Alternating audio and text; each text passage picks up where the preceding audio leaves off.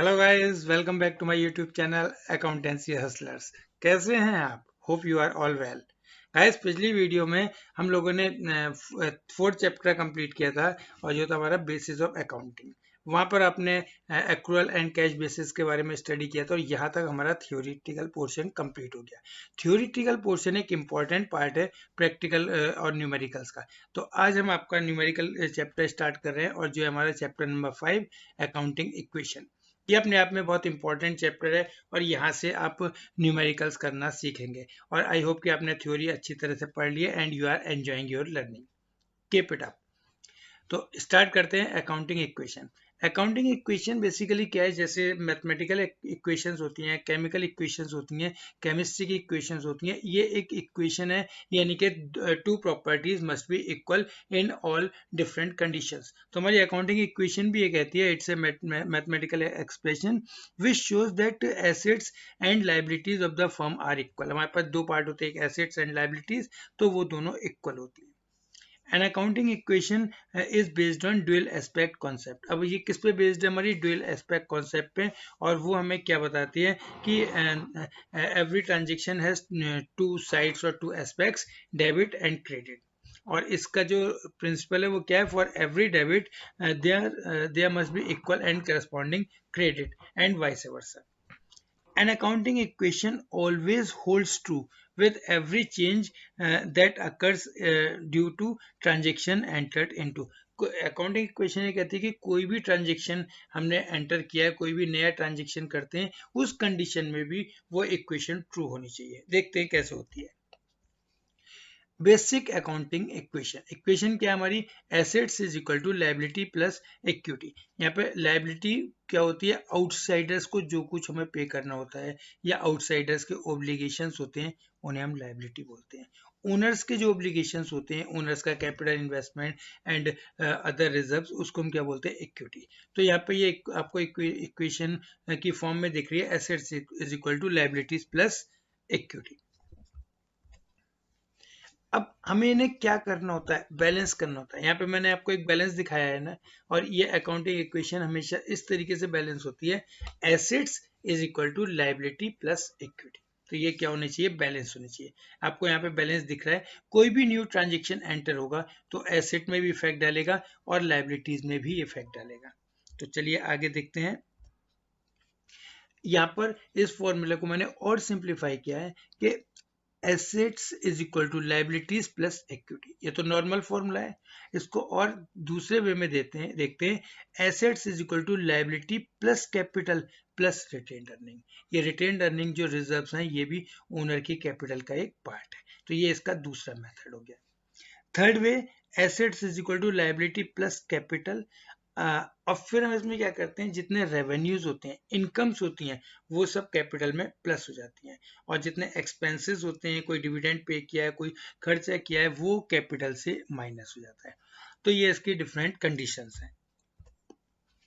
अब मैं आपको अकाउंटिंग इक्वेशन सॉल्व करने का एक ट्रिकी वे बताता हूँ। ध्यान से देखिए। हमने आपको बताया एसेट्स के भी दो साइड होते हैं, डेबिट एंड क्रेडिट। लाइबिलिटीज के भी दो साइड होते हैं, debit and credit. And equities यानी कि ओनर की कैपिटल के भी दो साइड होते हैं, डेबिट एंड क्रेडिट। रूल क्या है? अगर एसेट इंक्रीज होगी तो डेबिट होगी और डिक्रीज होगी तो क्रेडिट होगी। तो एसेट अगर डेबिट हो रही है, इट मीन्स कि उसकी वैल्यू प्लस हो रही है। और अगर एसेट क्रेडिट हो रही है, इट मीन्स उसकी वैल्यू माइनस हो रही है। इसी तरह से लाइबिलिटी अगर डेबिट होगी तो क्या हो रही है? डिक्रीज हो रही है, मींस माइनस हो रही है। और अगर लाइबिलिटी क्रेडिट हो रही है तो उसका मतलब क्या है? कि वो प्लस हो रही है। Owners equity same rule.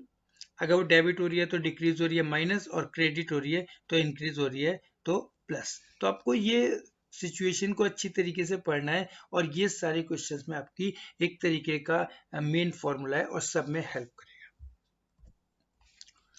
ये कुछ ट्रांजेक्शन्स हैं जो कि अकाउंटिंग इक्वेशन पे इफेक्ट डालते हैं। और ये क्या है? Adjustments transaction. एक होते हैं outstanding expenses, expenses due but not paid. तो इसकी ड्यूअल इफेक्ट क्या पड़ता है? हर ट्रांजेक्शन के डबल इफेक्ट पड़ेंगे। तो यहाँ पर हम पूरे चैप्टर में यही देख रहे हैं कि इनके डबल इफेक्ट कैसे और क्या क्या पड़ रहा है। अगर आउटस्टैंडिंग एक्सपेंसेस है तो कैपिटल में से माइनस होंगे, लेकिन अभी पे नहीं किए गए तो ये जो है एक नया हेडिंग बनेगा आउटस्टैंडिंग एक्सपेंसेस और उसमें ऐड हो जाएगा। इसी तरह से प्रीपेड एक्सपेंसेस, प्रीपेड एक्सपेंसेस क्या है, एक्सपेंसेस पेड इन एडवांस। तो हम एक्सपेंसेस एडवांस में पे किए हैं तो खर्चा तो हो चुका है, एक्सपेंस हो चुका है, तो वो कैश में से डिडक्ट हो जाएगा। और दूसरा एक नया हेड बनेगा प्रीपेड एक्सपेंसेस का, क्योंकि हमारी एक एसेट है, because the benefit of this expense will be obtained in future. Then accrued income, accrued income क्या होती है कि income earn but not received. तो हमारी इनकम तो है, और मैंने अभी आपको रूल बताया था इनकम होगी तो कैपिटल में प्लस हो जाएगी, तो हमने यहाँ पे कैपिटल में ऐड कर दी। और क्योंकि हमारी ये एक्रूड इनकम है, रिसीवेबल है, तो इसलिए एसेट में एक नया कॉलम बन जाएगा और वहां पे ये अलग से शो हो जाएगा। अनअर्न्ड इनकम, अनअर्न्ड इनकम और income received in income advance. हमने इनकम रिसीव कर ली लेकिन वो अर्न नहीं हुई है, जैसे कि एडवांस कमीशन रिसीव कर लिया, एडवांस पेमेंट कोई इनकम रिसीव कर ली, तो वो क्या होगी, अनअर्न्ड इनकम। तो इनकम है तो कैश तो आया है, तो इसलिए कैश में प्लस हो जाएगा। और चूंकि एडवांस में है तो it's liability until we finally pay, तो इसका एक और हेडिंग बन जाएगा unearned income.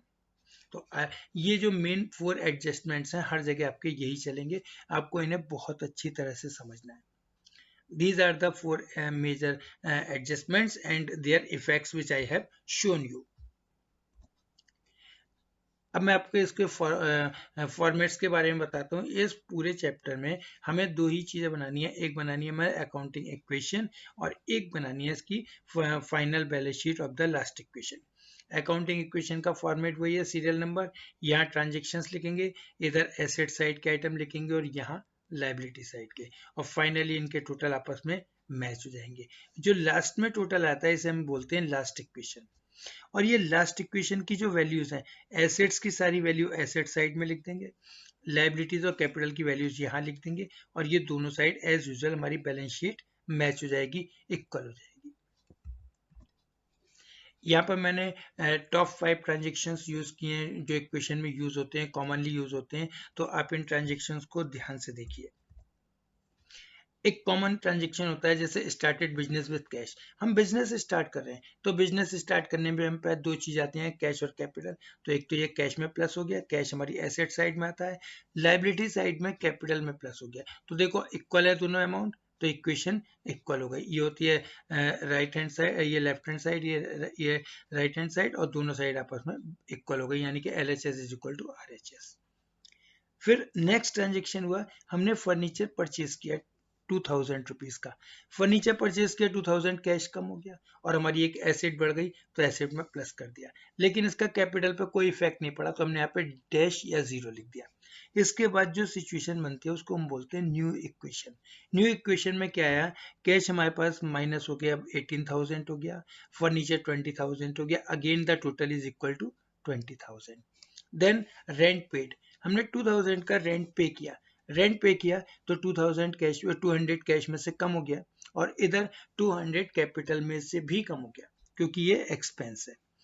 New equation, cash 17,800, furniture as it is 2000 and capital 19,800, 17,800 plus 2000 is equal to 19,800। तो यहाँ पर भी आप देखो कि हर कंडीशन में चाहे कोई भी चेंजेस हो रही है, इक्वेशन सेम है। परचेज गुड्स ऑन क्रेडिट, हमने गुड्स क्रेडिट में परचेज किया, जब हम गुड्स परचेज करते हैं तो हमारा क्या इंक्रीज होता है, स्टॉक, और स्टॉक हमारा क्या कहलाता है, एसेट। तो ये यहाँ पर हमारा स्टॉक 3000 का बढ़ गया, क्योंकि हमने क्रेडिट पे परचेज किया है तो हमारे यहाँ पे क्रेडिटर्स बढ़ गए, ये लाइबिलिटी साइड में आ गए। अगेन न्यू इक्वेशन, यहाँ पर कोई फर्क नहीं पड़ा, फर्नीचर पे भी कोई नहीं पड़ा, और 3000 का हमारा एक स्टॉक बढ़ गया, इसी तरह से 3000 की एक लाइबिलिटी बढ़ गई, तो यहाँ पर भी इक्वेशन मैच हो रही है। एंड लास्ट में सोल्ड गुड्स फॉर कैश, हमने गुड्स सेल किया 5000 का, गुड्स सेल किया तो कैश आ गया, और हमारा जितने का हमने गुड्स सेल किया उतना हमारा जो है इसमें 3000 की वैल्यू का गुड्स हमने 5000 का, 2000 की वैल्यू का गुड्स 5000 का सेल किया था, तो हमारा स्टॉक तो 2000 का कम हुआ, लेकिन 3000 का जो प्रॉफिट हो गया वो कैपिटल में प्लस हो गया। इसके बाद हमारी ये फाइनल इक्वेशन हो गई, और जो लास्ट इक्वेशन होती है उसे फाइनल इक्वेशन या लास्ट इक्वेशन बोलते हैं। कैश में हमारा हो गया 22,800, फर्नीचर हो गया 2000 एंड स्टॉक 1000 और अगेन कैपिटल 22,800 प्लस 3। तो अगेन ये इक्वेशन मैच हो रही है। अब मैं आपको इसका बैलेंस शीट पे इफेक्ट दिखाता हूँ। यहाँ पर हमने बैलेंस शीट बना ली। Capital 22,800, creditors 2000, cash in hand 22,800, furniture 3000 and stock 1000। और आप देख सकते हो कि दोनों साइड मैच हो रही है। तो ये हमें कंप्लीट क्वेश्चन इसी तरीके से करना होता है। पहले अकाउंटिंग इक्वेशन बनाते हैं, फिर लास्ट इक्वेशन की हम बैलेंस शीट बना के दिखाते हैं। यहाँ पर मैंने आपके लिए कुछ और एग्जाम्पल लिए जिससे कि आपके कॉन्सेप्ट और क्लियर हो जाए, तो आप इन चीज़ों को ध्यान से देखें। और गाइस ये एक आपको ये वीडियो देखने से ही आपका पूरा चैप्टर कंप्लीट हो जाएगा। अब नेक्स्ट पार्ट आपका है कि आपको प्रैक्टिस करना है। मुझे कमेंट्स में बताना है कि आपको क्या समझ आया, क्या समझ नहीं आया, कहाँ आपको दिक्कत है। और जो भी आपके सजेशंस हैं या जो भी आप उसमें चाहते हैं तो प्लीज़ मेरे को कमेंट बॉक्स में बताइए। और इसको ज़्यादा से ज़्यादा लोगों को शेयर कीजिए और इसको सब्सक्राइब कीजिए, जिससे कि ज़्यादा से ज़्यादा लोग इसका बेनिफिट ले सकें। देखिए एक और क्वेश्चन लेते हैं। यहाँ पे लिखा है कमेंस बिजनेस विद कैश 50,000। तो अब जब हमने 50,000 का बिजनेस स्टार्ट किया है तो 50,000 का कैश आ गया, इधर कैपिटल आ गई, तो यहाँ पर कोई चेंज नहीं था। फिर पेड इनटू बैंक, हमने 10,000 बैंक में जमा कर दी, तो कैश में से 10,000 कम हो गया और हमारी एक एसेट में नया हेड बन गया बैंक। ये इसकी न्यू इक्वेशन हो गई। Purchase goods for cash 20 and for credit 30। हमने 20,000 का कैश में परचेज किया एंड 30,000 का क्रेडिट में परचेज किया। तो कैश में से हमारा 20,000 जो है माइनस हो गया और हमने क्रेडिट पे परचेज किया 30 का, तो 30,000 के हमारे क्रेडिटर्स बन गए। इधर हमारे पास टोटल स्टॉक कितना हो गया 50,000। 20,000 का कैश में लिया और 30,000 का क्रेडिट में।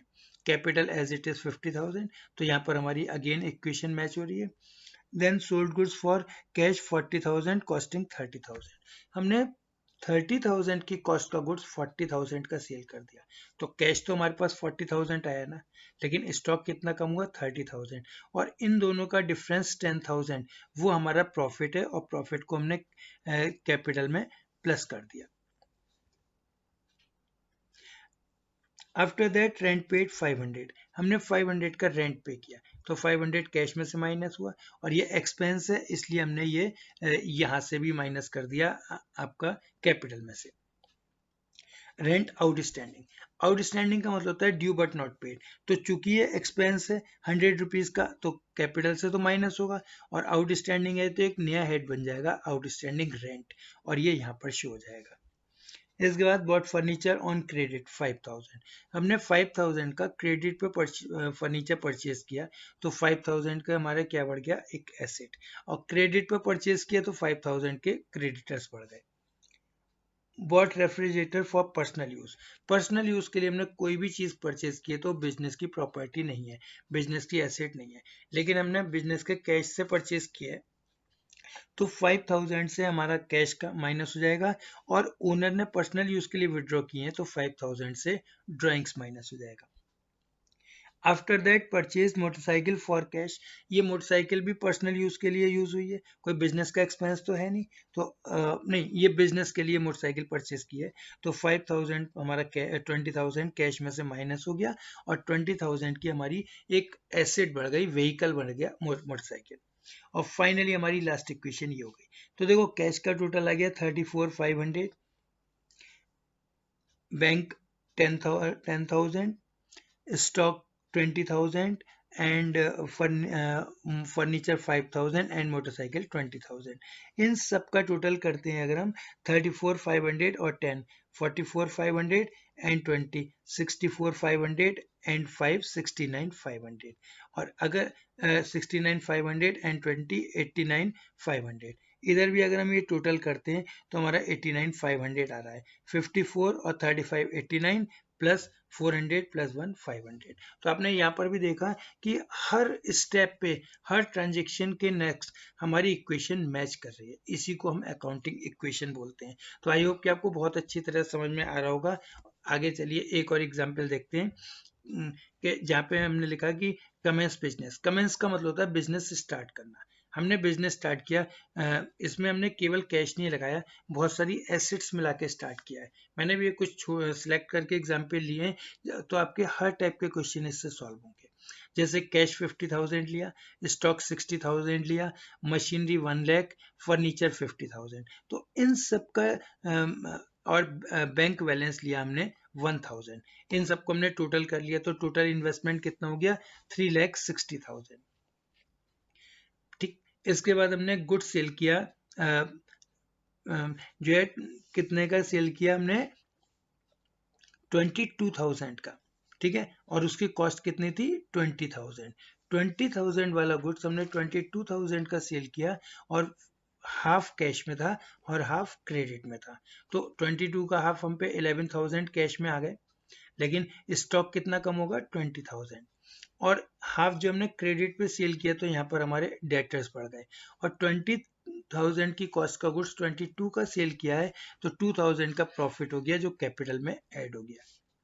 इसके बाद डेप्रिसिएशन चार्ज किया मशीनरी पे। डेप्रिसिएशन क्या होता है, एसेट लॉस होता है, तो एसेट की वैल्यू, मशीनरी की वैल्यू 10,000 से माइनस कर दिया, ठीक, और चूंकि ये लॉसेस हैं तो कैपिटल से भी माइनस होगा। इसके बाद हमारी ये न्यू इक्वेशन बन गई।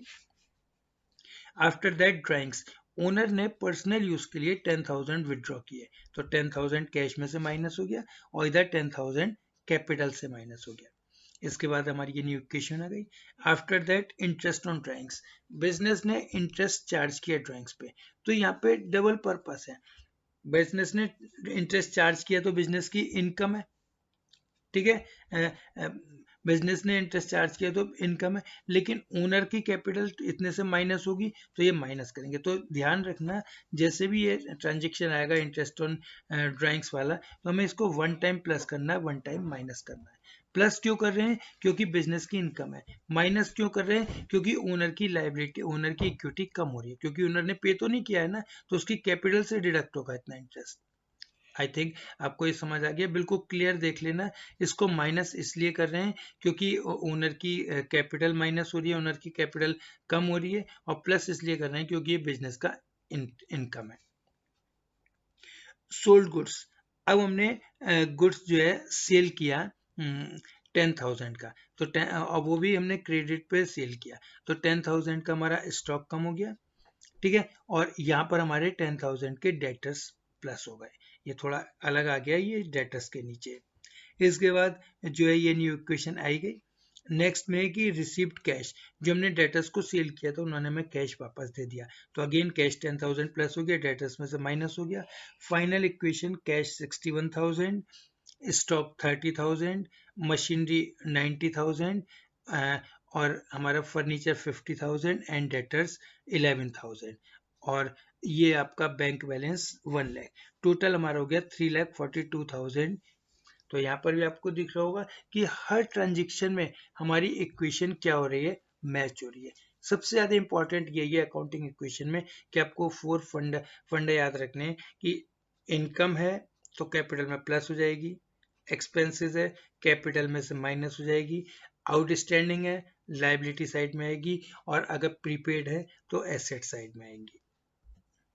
एक एग्जाम्पल मैंने और लिया है जिसमें और क्लियर करने की कोशिश की है, और यहाँ पर यह है कि बिजनेस स्टार्ट किया 1 लाख से, तो 1 लाख का हमारा कैश आ गया और 1 लाख की कैपिटल आ गई। परचेज गुड्स फॉर कैश, अब हमने 70,000 का गुड्स परचेज किया कैश में, तो 70,000 कैश में से माइनस हो गए, और चूंकि गुड्स परचेज किया है तो इमीडिएटली 70,000 का स्टॉक बढ़ गया, और यहाँ पर इसका कैपिटल से कोई मतलब नहीं क्योंकि दोनों ट्रांजेक्शन एसेट साइड्स के ही हैं। परचेज गुड्स ऑन क्रेडिट, अब यहाँ पे हमने गुड्स क्रेडिट पे परचेज किया 80,000 का, जब हमने क्रेडिट पे गुड्स परचेज किया तो हमारा स्टॉक बढ़ गया, और इधर हमारे 80,000 के क्रेडिटर्स बढ़ गए। नेक्स्ट ट्रांजेक्शन आया है परचेज फर्नीचर, 3,000 का फर्नीचर परचेज किया तो 3,000 से कैश कम हो गया, और यहाँ पे फर्नीचर प्लस हो गया। 2,000 का रेंट पे किया तो 2,000 से कैश कम हो गया, और इधर 2,000 से कैपिटल भी माइनस हो गई क्योंकि एक्सपेंस है। Sold goods for cash costing 45 at ₹60, हमने 45,000 वाला गुड्स 60,000 का सेल कर दिया, कैश तो हमारे पास 60,000 आया ना, तो हमने कैश में 60,000 प्लस कर दिया, लेकिन कॉस्ट कितनी कम हुई, स्टॉक कम हुआ 45,000 का, 45 यहाँ से माइनस कर दिया। इन दोनों का डिफरेंस 15,000 हमारा प्रॉफिट हो गया, और प्रॉफिट को हमने कैपिटल में प्लस कर दिया। देन पेड टू क्रेडिटर्स, अब हमने 20,000 क्रेडिटर्स को पे किया, तो 20,000 से क्या होगा कि एक तो हमारा कैश कम हो गया, और इधर 20,000 से हमारे क्रेडिटर्स भी कम हो गए। Then withdrew cash for private use या पर्सनल यूज एक ही बात है। पर्सनल यूज के लिए 10,000 विड्रॉ किया, 10,000 से कैश कम हुआ और 10,000 से कैपिटल कम हो गई। सैलरी पे की 5,000, 5,000 से कैश कम हुआ, और क्योंकि ये एक्सपेंस है तो 5,000 कैपिटल में से भी माइनस होंगे। Then sold goods on credit costing 60,000 for 80,000, हमने 60,000 का गुड्स 80,000 का सेल कर दिया, वो भी क्रेडिट पे सेल किया, तो 60,000 स्टॉक से माइनस हुआ, लेकिन हमारे डेटर्स कितने बढ़े 80,000 के, और इन दोनों का जो डिफरेंस 20,000 है वो हमारा प्रॉफिट है। तो हमने प्रॉफिट को कहाँ प्लस कर दिया, कैपिटल में। एक बार आप फिर देखो कि हमारी अकाउंटिंग इक्वेशन फिर से मैच हो रही है। 50,000 हमारा फाइनल कैश का टोटल है, 45,000 स्टॉक है, ठीक है, 3,000 जो है फर्नीचर है, और 80,000 डेटर्स है, और ये यहाँ पर हमारा कैपिटल 1,18,000 और ये 60,000, तो दोनों का टोटल कितना आ गया 1,78,000। तो आपने इतने सारे एग्जाम्पल थे, इन सब में एक बात देखी होगी कि सारी जो भी इक्वेशंस है, हर इक्वेशंस हमारी मैच हो रही है, सारी इक्वेशन मैच हो रही है। तो एक तरीके से अकाउंटिंग इक्वेशन को मैंने आपको पूरा चैप्टर यहाँ पर क्लियर कर दिया है। होप अगर गाइस आप इसको अच्छी तरीके से पढ़ते हैं तो किसी क्वेश्चन में, किसी न्यूमेरिकल में कोई प्रॉब्लम नहीं आएगी। लेकिन अगर आपको फिर भी कहीं कोई प्रॉब्लम आती है तो उसके लिए एक तरीका है कि आप मेरे को कमेंट बॉक्स में करें, मैसेज करें, और हम वो मैसेज में आराम से आपको कोई टाइम देंगे और उसको सॉल्व करेंगे। मेरा पर्पस ये है कि मैं ज़्यादा से ज़्यादा आपकी प्रॉब्लम सॉल्व कर पाऊँ और ज़्यादा से ज़्यादा स्टूडेंट्स को इसका बेनिफिट हो पाए, क्योंकि आजकल लॉकडाउन है, बच्चे कहीं नहीं जा पा रहे हैं, तो उसके लिए सबसे अच्छा है कि वो घर बैठ के पढ़ें और हम आपस में इंटरेक्ट करते रहें। तो आज के लिए इतना ही। Thank you. चैनल को सब्सक्राइब कीजिए और ज़्यादा से ज़्यादा स्टूडेंट्स में ये शेयर कीजिए। Thank you so much.